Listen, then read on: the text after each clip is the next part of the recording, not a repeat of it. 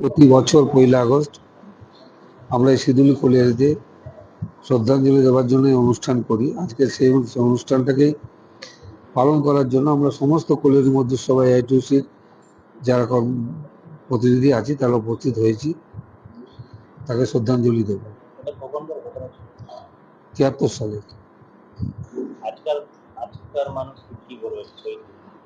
দেখুন, আজকে আমরা এই দীপচাঁদ এবং জয়শ্রীকে প্রকৃত শ্রদ্ধাঞ্জলি দিতে চাইছি এই কারণে, কারণ আজ ৫০ বছর পর ৭৩-এ যে জল্লাদ প্রাইভেট মালিকদের অত্যাচার থেকে শ্রমিকদের বাঁচিয়ে এই কয়লা খনি আমাদের নিজের হাতে নিয়েছিলাম। দুর্ভাগ্যবশত আজ ৫০ বছর পর সেই জল্লাদ প্রাইভেট মালিকরা ফের কয়লা খনিতে ঘুরে আসছে। সরকারি নীতির জন্য কয়লা খনিকে বেসরকারীকরণ করা হচ্ছে।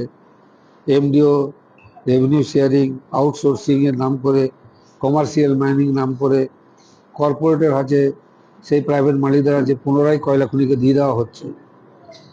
সুতরাং আজকে জয়শ্রী দীপচাঁদের মতন মজদুরের দরকার আছে, লড়াই সংগঠিত করতে হবে। এআইটিউসির নারা আছে ঐক্যবদ্ধভাবে একতা বানিয়ে এই দুর্নীতির বিরুদ্ধে, স্বজন পোষণের বিরুদ্ধে, অন্যায়ের বিরুদ্ধে, প্রাইভেটাইজেশনের বিরুদ্ধে লড়াই করতে হবে। আজকে আমরা সেই শপথই নেব যে আজকে আমাদেরকে জয়শ্রী দীপচাঁদকে সত্যিকারের শ্রদ্ধাঞ্জলি দেওয়া হবে তখনই যখন আমরা এই লড়াই আন্দোলনের মাধ্যমে কয়লা খনিকে পুনরায় আমাদের হাতে রাখতে পারবো, বাঁচাতে পারবো।